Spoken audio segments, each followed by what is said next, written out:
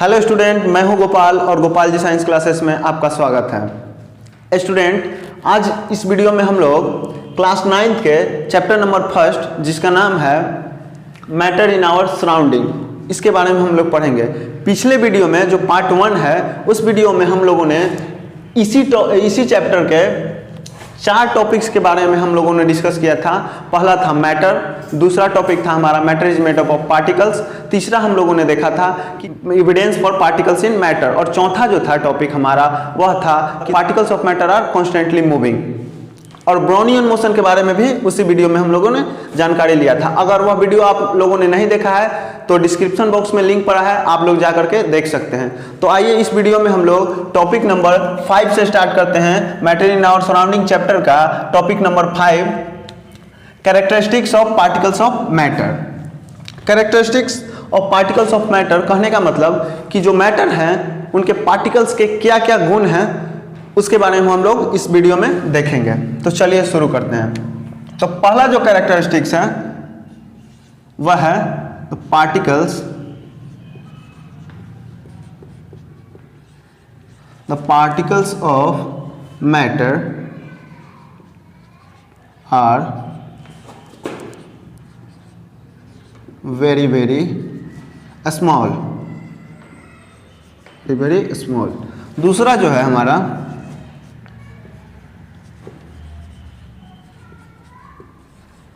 the particles of matter have space between them.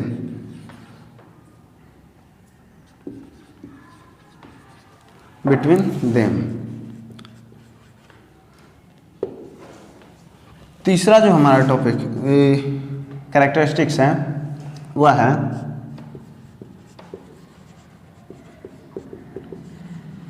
the particles of matter are constantly moving,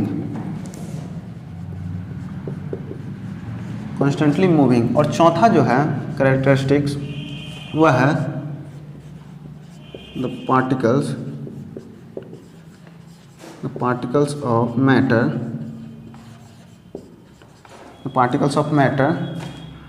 attract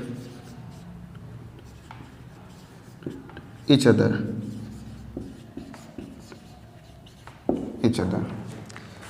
ये 4 characteristics हैं particles of matter के। That means ये matter के, किसी भी matter के पार्टिकल्स जो होते हैं वह 4 कैरेक्टरिस्टिक्स को शो करते हैं। तो स्क्रीनशॉट अगर लेना चाहते हैं तो ले लीजिए, और उसके बाद हम लोग इसके बारे में एक एक कैरेक्टरिस्टिक्स के बारे में हम लोग डिटेल से जानकारी प्राप्त करेंगे। तो चलिए शुरू करते हैं। देखिए, the particles of matter are very very small. इसके लिए हम लोग यह जो है यह मैटर का प्रॉपर्टी है, इसके लिए हम लोग एक एक्सपेरिमेंट देखेंगे जो प्रूफ करेगा कि पार्टिकल्स ऑफ मैटर जो है वह बहुत छोटा होता है, बहुत छोटे छोटे पार्टिकल से मिलकर के मैटर बना होता है। यह एक्सपेरिमेंट के द्वारा हम लोग इस प्रॉपर्टी को प्रूफ करने की कोशिश करते हैं। तो चलिए शुरू करते हैं। तो देखिए, पोटेशियम परमैंगनेट ले लेंगे, पोटेशियम परमैंगनेट और वाटर ले लेंगे। 2 मैटर ले लिए, 2 सब्सटेंस। क्या करेंगे कि बहुत सारा ग्लास ले लेंगे, ट्रांसपेरेंट ग्लास।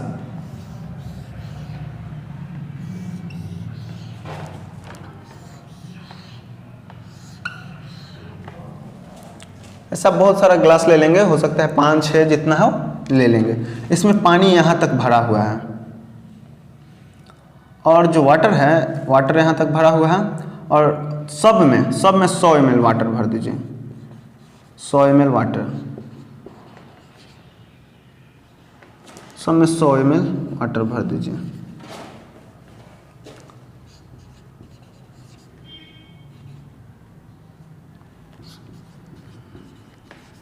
100 ml वाटर भर दिए सब में।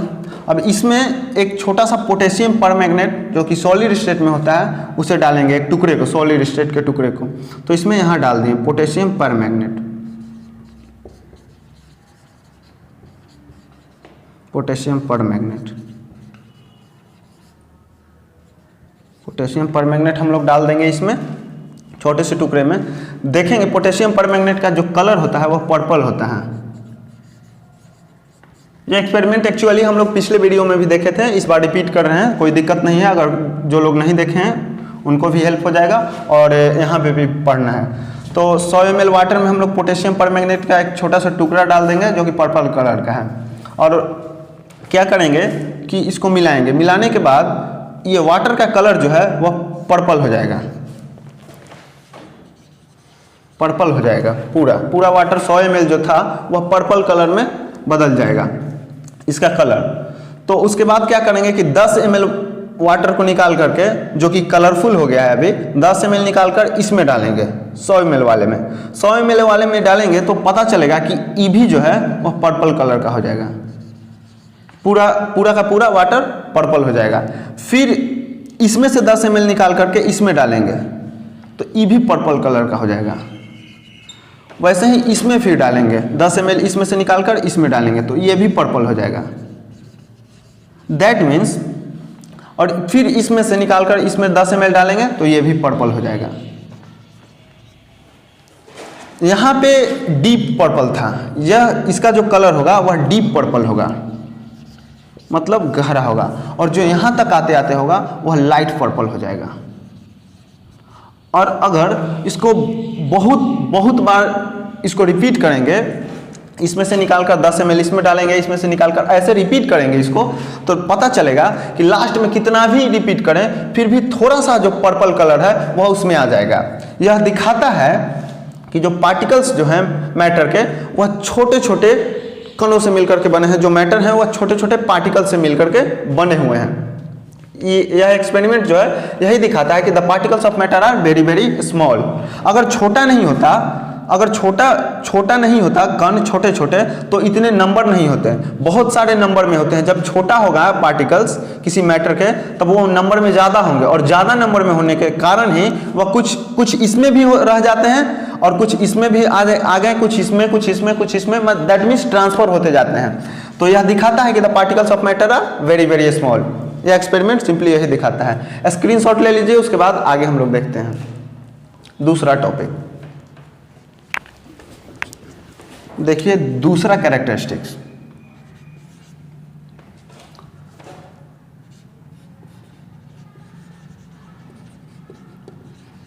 The particles of matter have space between them।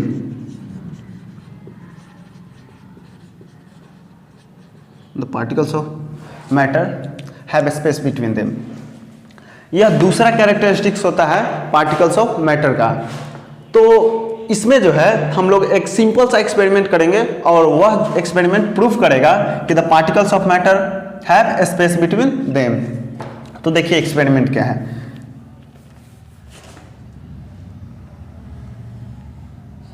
एक ट्रांसपेरेंट ग्लास ले लिए, जो सब्सटेंस चाहिए होगा वह होगा वाटर और शुगर। दो सब्सटेंस हम लोग लेंगे।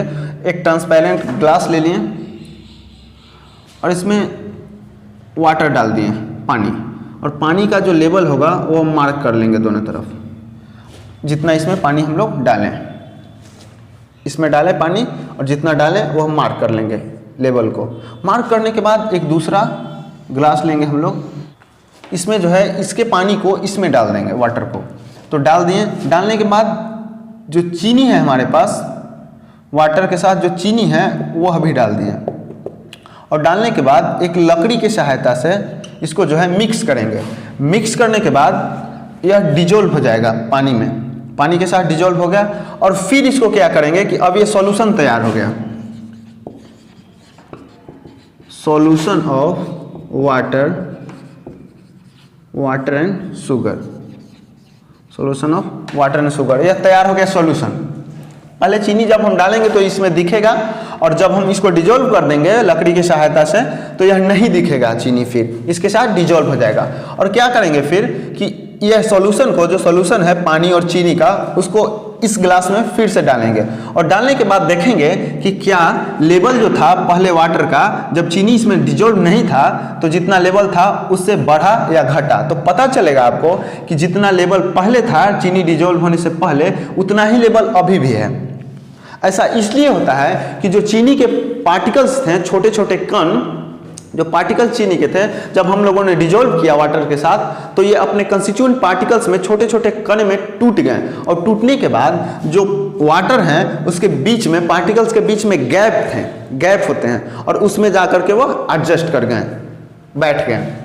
तो यह दिखाता है कि the particles of matter have space between them. अगर पानी के पार्टिकल्स के बीच में गैप नहीं होता तो चीनी के जो पार्टिकल्स हैं उसके अंदर एडजस्ट नहीं होते, और जब एडजस्ट नहीं होते तो वाटर का लेवल बढ़ जाना चाहिए था।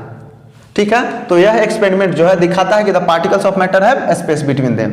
आप लोग स्क्रीनशॉट ले लीजिए इसका, उसके बाद हम लोग इसको इरेज करेंगे। देखिए हम लोग तीसरा टॉपिक देखेंगे इसका। तीसरा था द पार्टिकल्स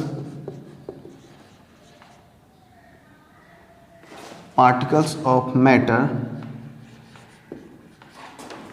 आर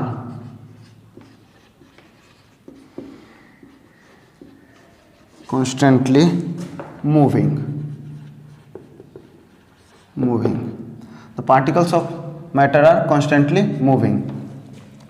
तो इसको भी प्रूफ करने के लिए हम लोग सिंपल सा एक्सपेरिमेंट एक करेंगे, और वह एक्सपेरिमेंट हमारा रियल लाइफ से जुड़ा हुआ ही होगा। हम लोग अगरबत्ती जलाते हैं, तो जब हम लोग अगरबत्ती जलाते हैं, किसी भी घर के कोने में अगरबत्ती जला दीजिए। जलाने के बाद वह अगरबत्ती का सुगंध जला है दूसरे कोने में, लेकिन दूसरे कोने में, अगर घर के दूसरे कोने में आप खड़े हो जाइए, उसके अपोजिट वाले कोने में, वहाँ तक आपको उसकी सुगंध, स्मेल जो है वह मिलेगी। ऐसा इसलिए होता है कि जो एयर पार्टिकल्स हैं और जो अगरबत्ती से निकलने वाले धुएं का जो पार्टिकल्स है वो हमेशा मूव कर रहे होते हैं। अगर मूव नहीं करते तो अगरबत्ती उस कोने में जला था, स्मेल वहीं रह जाना चाहिए था, लेकिन वहां से मूव करते हुए वह दूसरे कोने तक आ जाता है। यह ऐसा इसलिए ही होता है कि जो पार्टिकल्स हैं एयर के, हवा के जो पार्टिकल्स हैं वह मूव करते रहते हैं, हमेशा मूव करते रहते हैं, और जो अगरबत्ती से धुआं निकला उसका जो पार्टिकल्स था वह भी मूव कर रहा है। तो मूव करते करते एक कोने से दूसरे कोने तक चला आता है। और यह एक्सपेरिमेंट जो है, सिंपल सा एक्सपेरिमेंट, यह प्रूफ करता है कि the particles of matter are constantly moving. इसको एक और एक्सपेरिमेंट के थ्रू भी हम लोग प्रूव कर सकते हैं, देख सकते हैं, इसको समझ सकते हैं। और वह एक्सपेरिमेंट है कि आप एक ट्रांसपेरेंट ग्लास ले लीजिए, इसमें वाटर डाल दीजिए। आप वाटर डाल दीजिए, वाटर का लेवल यहाँ तक डाल दीजिए, वाटर, इसमें वाटर डाल दीजिए, और वाटर के बाद इसमें कॉपर सल्फेट डाल दीजिए। कॉपर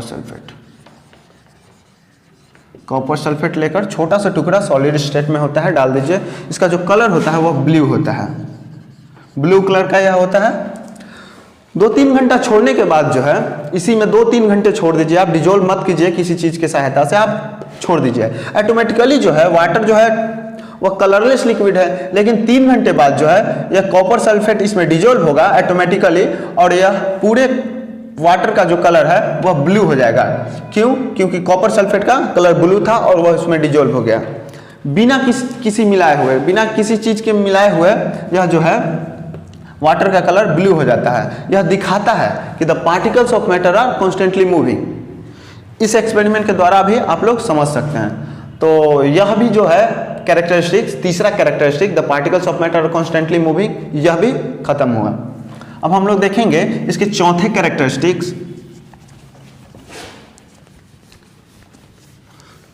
तो जो चौथा कैरेक्टरिस्टिक्स है, फोर्थ, वह है the particles of matter have attraction between them. Particles of matter attract each other, लिखिए ज़्यादा बेटर होगा।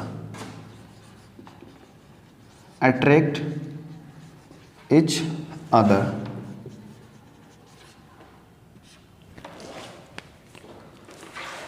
तो the particles of matter attract each other, इसको हम लोग देख सकते हैं सिंपल सा एक्सपेरिमेंट की सहायता से।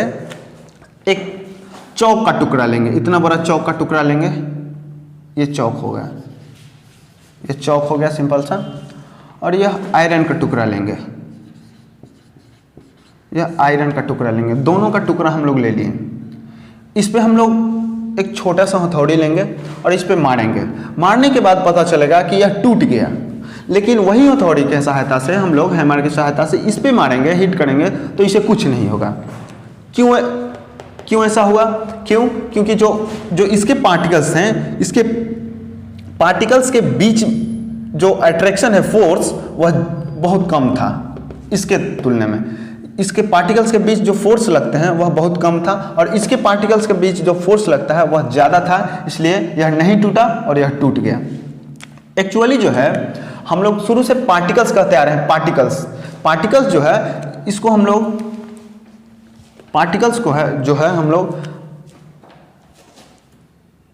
एटम एंड मॉलिक्यूल्स भी बोलेंगे। पार्टिकल्स भी इसे बोल सकते हैं, द पार्टिकल्स ऑफ मैटर, ये मैटर के पार्टिकल्स होते हैं। और इसी पार्टिकल्स को हम लोग एटम या मॉलिक्यूल्स भी बोल सकते हैं। तो ऐसा भी कहीं कहीं किसी बुक में आता है कि पार्टिकल्स के जगह पे एटम लिख देगा या मॉलिक्यूल लिख देगा, तो आप लोग कंफ्यूज नहीं होइएगा। तो ये कैरेक्टरिस्टिक्स भी आपका समाप्त हुआ, आप लोग नोट कर सकते हैं। उसके बाद हम लोग दूसरे टॉपिक की ओर चलेंगे, तो चलिए नोट कर लीजिए इसको। चलिए अब कुछ इंपॉर्टेंट पॉइंट्स आपको बताएंगे, उसके बाद दूसरे टॉपिक पे जाएंगे हम लोग। कोई मैटर हो गया आपका, और यह जो है इसके पार्टिकल्स हो गए, ये इसके पार्टिकल्स हो गए, आप लोग देख लीजिए। तो ये दो पार्टिकल्स हैं, ये दो पार्टिकल्स के बीच में जो स्पेस है, हम लोगों ने देखा कि दो पार्टिकल्स के बीच में स्पेस होता है। इसके लिए एक्सपेरिमेंट भी हम लोगों ने देखा, वाटर और शुगर का सॉल्यूशन के सहारे हम लोगों ने देखा। तो इसके बीच के जो स्पेस होते हैं इसको हम लोग बोलते हैं इंटर पार्टिकुलर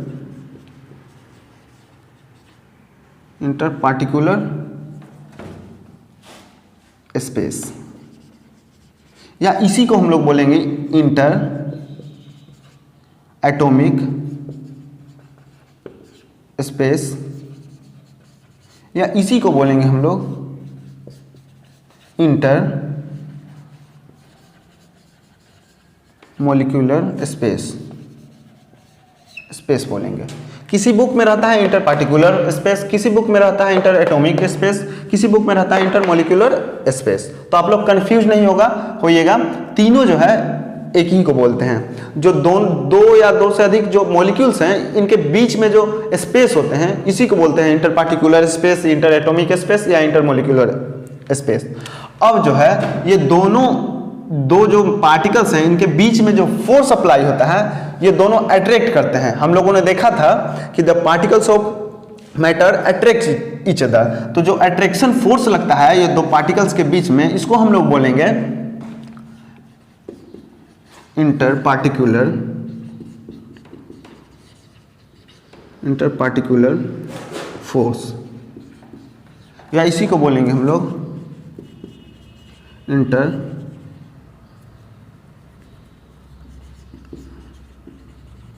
एटॉमिक फोर्स, या इसी को हम लोग बोलेंगे inter molecular force, inter molecular force. ये दो पार्टिकल्स हैं, इनके बीच के जो स्पेस होते हैं इसको बोलते हैं इंटर पार्टिकुलर स्पेस या इंटर एटॉमिक स्पेस, या इसी को बोलेंगे इंटर मॉलिक्यूलर स्पेस। ये दो पार्टिकल्स, दो या दो से अधिक पार्टिकल्स के बीच जो फोर्स ऑफ अट्रैक्शन लगता है, जो एक दूसरे को खींचते हैं, उस फोर्स को हम लोग बोलते हैं inter particular force, inter atomic force या इंटर मॉलिक्यूलर फोर्स। तीनों एक ही होते हैं। किसी बुक में पार्टिकुलर लिख देता है, एटॉमिक लिख देता है, और किसी में मॉलिक्यूलर लिख देता है, तो कंफ्यूज नहीं होना है। ये जो है ये नोट्स था, यह नोट कर लीजिएगा आप। तो यही था।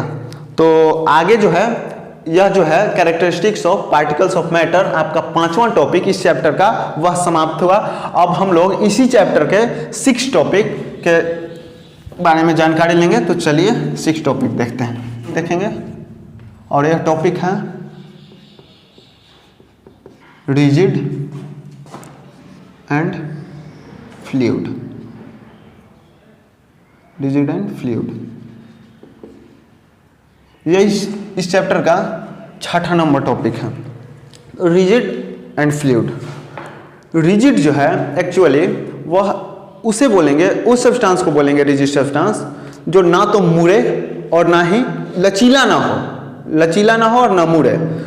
तो इसका एग्जांपल होगा पत्थर, आयरन, ये सब चीज़ें जो हैं। स्टोन ले लीजिए, देखिए स्टोन,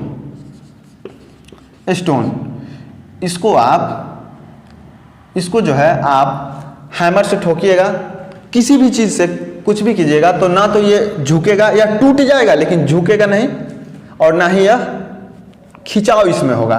तो रिजिड उसी को बोलते हैं। तो रिजिड जो है इसी प्रॉपर्टी को बोलते हैं रिजिड प्रॉपर्टी। तो रिजिड इसे ही बोलते हैं। यह जनरली यह जो है रिजिड प्रॉपर्टी केवल और केवल सॉलिड में होता है। आप सॉलिड में रिजिड प्रॉपर्टी को देखिएगा, सॉलिड में केवल और केवल सॉलिड में यह प्रॉपर्टी होता है रिजिड का।